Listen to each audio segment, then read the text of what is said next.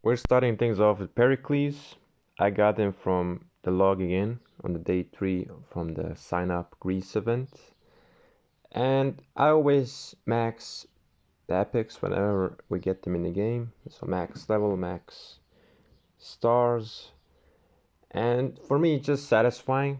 There's like no need for me to do it. I just find it satisfying. I will never use this commander at this stage of my gameplay. And the build I came up with was just something I put up together. I didn't really, you know, search for a proper build because why would I? Because I would never use him.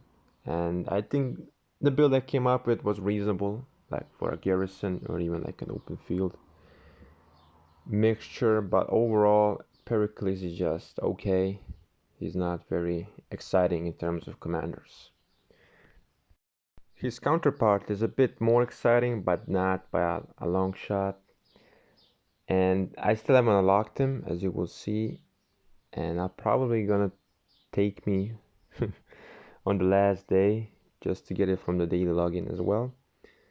And I am seriously considering just to go unlock all of his skills, and hopefully the extra sculptures that we'll receive will go into the second or fourth skill, preferably fourth, just in case we enter a Siege of Orleans KVK, and you know we might I might find use if I get that fourth skill maxed. Otherwise, it's just gonna rot on the commander bench for a very long time. The theme of this video is catching up. I've been on a vacation for 3 days, and in those 3 days I only logged in to collect the daily heads and just do something I can do quickly. I didn't do any bastions, maybe I did one. So for a free-to-play like me and someone who rarely misses out on even like one bastion, it was definitely odd, but I do not regret not doing them. I had a good time. And this is a position I've been for the first time, especially in these type of KVKs where it's like everyone is against us pretty much. And I'm coming up unprepared with resources and now with the crystal tech and losing out on a lot of benefit. So I think this is an extra challenge for me, and I'll see what I do with it. My crystal quest is also lacking. Well, I always make sure to like reach every single day all those daily challenges and whatnot. But I'm also behind on that, and I've been quite up behind in terms of crystals. And the pass opens on Thursday, and I don't think I'll be able to be around for actually that pass, which is another hindrance. But it's just like I said in my previous video about this KVK, just the timing of the actual KVK has been difficult because I'm trying to balance my private life along with actual gameplay and now the content creation, so it's definitely a bit hectic this week, but it's not something I haven't anticipated. And I think on Friday I'll be able to fully focus on the actual KVK. But then again, there might be a chance that we might even get a lot of fighting on the first pass opening, which is something that is still a speculation. And if you ask me, I would actually like to not have a lot of fighting on the first day because obviously I'm gonna miss it, and I don't want to miss it. I want to be able to participate. I want to be able to, have fun. What I can say is our camp, which is only a single kingdom, has been pretty much leading everything in terms of pre-KVK, and now the Crusader Fortress rebuild is also really the fastest. By the time I upload this video, we're probably gonna be at stage 3. So our activity is really showing, and I hope it translates to the field like it did last KVK, and I hope you have a really good time. I'm not contributing that much in this week, and I'm a little bit annoyed, but I had my reasons, and they were valid.